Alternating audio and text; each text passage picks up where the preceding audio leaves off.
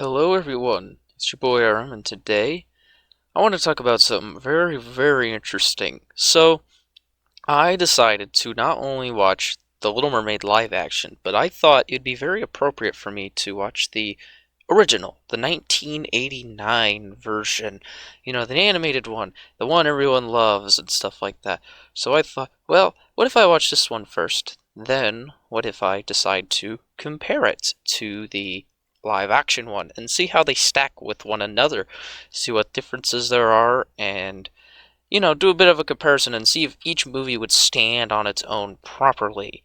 And so, first off, I started with the 1989 one and stuff like that. So, the first things I wanted to note about the 1989 one was it felt a lot snappier, it felt a lot more responsive and to the point. Now, to confirm my suspicions, according to IMDb, the Little Mermaid 1989 version is about 82 minutes long. So, for anyone knowing that, that's about an hour 20 something minutes. Which, to be honest, is pretty good. It's a nice, quick, snappy movie, and I'm honestly surprised on how much it could achieve within that amount of time. From being able to express fully about Ariel's desires to leave her controlling father and go to the surface world, or I should say, the land of air-breathing humans and stuff like that, and also finds someone she loves, Prince Eric. And, that regard works really well, and I'm like, okay, they do a lot, and then, they get that nice dynamic building up between, Ariel and the prince, and, they start, falling in love and stuff like that, and the prince is very grateful for Ariel from saving him from drowning, which I think is, very fantastic in that place.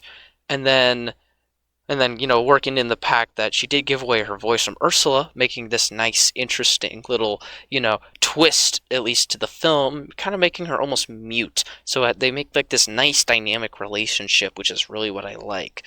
Now, I will say, um, when I watched it, it felt pretty good. I didn't really see many major flaws of anything. I think this movie is actually a masterpiece by itself. It's a very good classic. And if anything, I think it teaches children, or at least it taught me when I was younger, when I watched this thing back in the tens or whatever, basically about, love is a commitment, and sometimes you need to make sacrifices for your loved one. And I think, that's a good moral. That's a good moral of a story to teach a kid. If it's, sacrificing, some time, to spend more time with a loved one, like that means sacrificing a weekend day, just spend time with your parent, your mom, get to know them better, or, just bond more. Or it could be something along the lines of, sacrificing something else much greater. Maybe not quite as extreme as I saved your life and you saved mine, in that, in that place. But in reality, I think it's still a good message, though, for children. And that's the thing I think this movie's really good at. It's very quick and snappy, which is great for a child's mind. And especially nowadays, I think the movie holds up really well nowadays because children nowadays are fueled on TikTok. That are fueled on this, high volume of just, short form media. And in that case, it makes everything a lot, makes their brain and their mind a lot less able to focus, be capable of thinking for long periods of time on a specific subject. So I think having a shorter movie is actually very beneficial. Now, I want to compare this because a lot of the comparisons and what makes the 1989 version is better is emphasized because of the live action Little Mermaid. So the 2023 version, I think, it's basically the poster boy for why live action doesn't work. It's a lot less, like, for one thing, it's a lot less vibrant, it's a lot less colorful. That's what I miss about the watching this one. It feels dark, depressing, and decrepit. It feels bad. It feels like I am instead being ready to watch a horror movie. I don't feel like it's good at all. I feel like it's a waste, I feel like it's more of a waste of my time, if anything, because everything feels a lot less expressive. Not just, by colors and stuff like that, but visually through the animals and stuff. Like Sebastian, like he used to make really cool faces in the animated version, like the animation. They were like Sebastian, Flounder, and Scuttle. They all looked very cute, and they also looked, very stylized too. Like they were able to express their opinions. You knew when Sebastian was angry, or Scuttle was curious, or maybe Flounder was, being empathetic towards Ariel. Like you knew exactly what they were doing. The live action one, I have no clue if Sebastian is either happy, sad, or glad at all. And I don't know if Flounder's, wanting to leave, bored, or excited. Like, he looks like a fish. And that's the issue with staying with hyper realistic things, is that you lose that ability of stylization of faces and, structure. Because animals like crabs and stuff, their faces aren't made like humans, where they could be very elastic and show really, wild emotions, if anything. And I think that's very important for the film. And I guarantee if children watch it, because this film is for, children, right? Target demographic, they won't like it.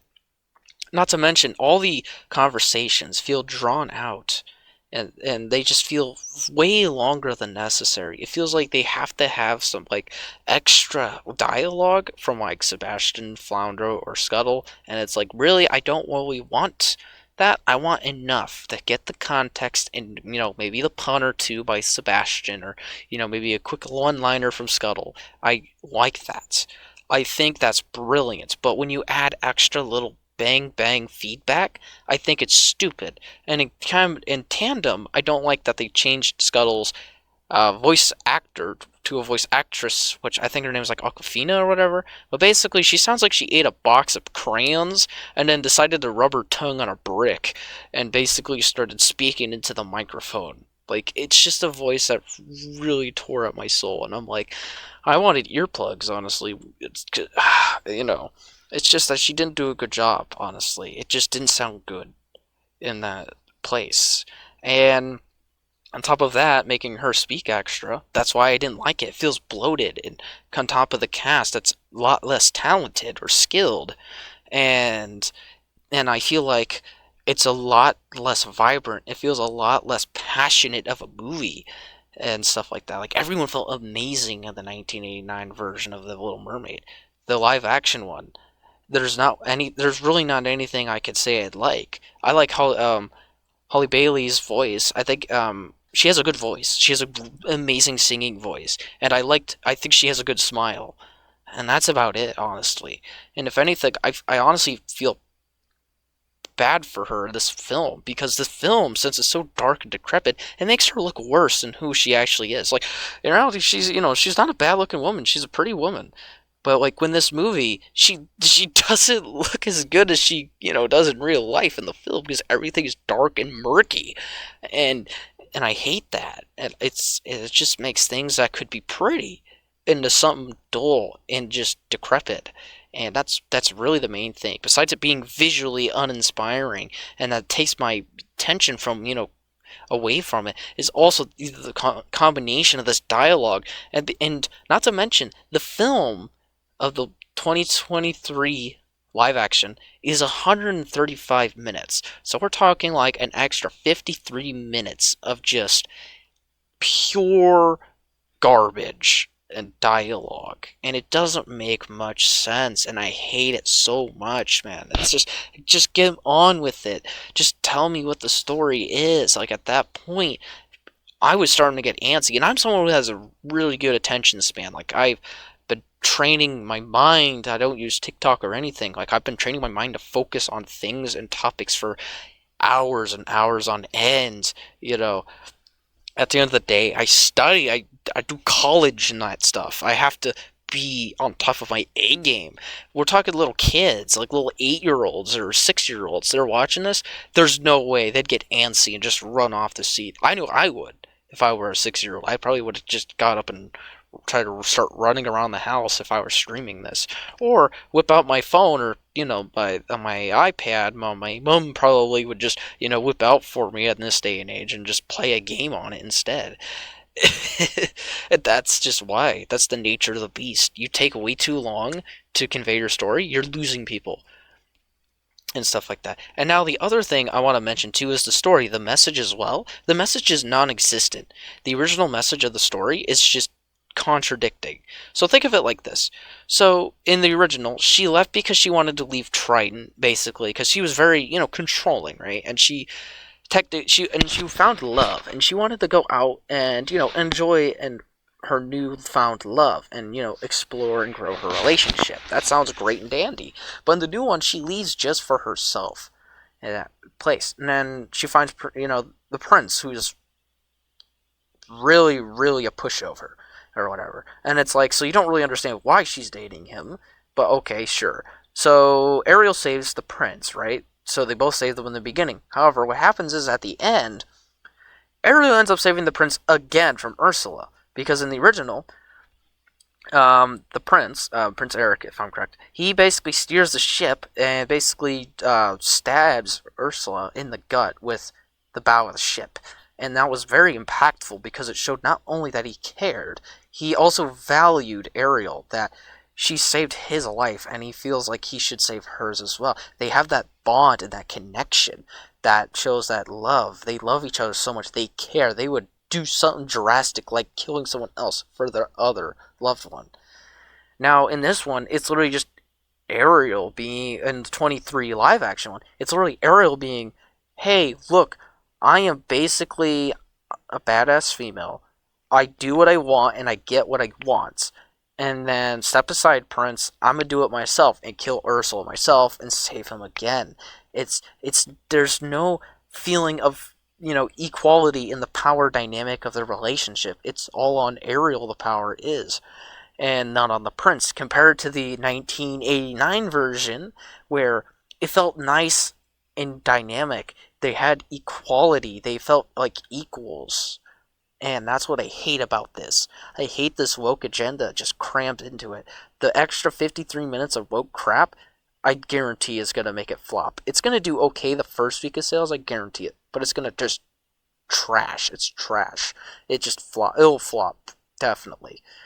Because kids do not want to sit down for the 2 hours and 15 minutes for a bloated film with a horrible message, and it's not even close to being as fun as the original movie or something like Mario movie, or hell, kids would want to watch anything else. Boot up Gru Rise of Minions, boom, children will be attracted to that. And that's the thing. I don't believe this movie is good. I legitimately don't have many nice things to say about the movie at all. Besides, I like Holly Bailey's voice, and I think she has a good smile. That's basically it. And even then, it's just that it's just it, man. I have nothing good to say about the film. It's just trash. It's inferior compared to the original one. And it's just, I hate this trend of just destroying old films. And that's why I think, can we just stop with the live actions? Can we stop corrupting the past? It is just bad. If Disney should just learn to just stop while they're ahead, and just start making new IPs. Because before long, not only will they ruin their current IP brands, but they'll run out of IPs eventually. They are starting to run out. And what makes you think in 6 years they won't have enough to just continue making this crap?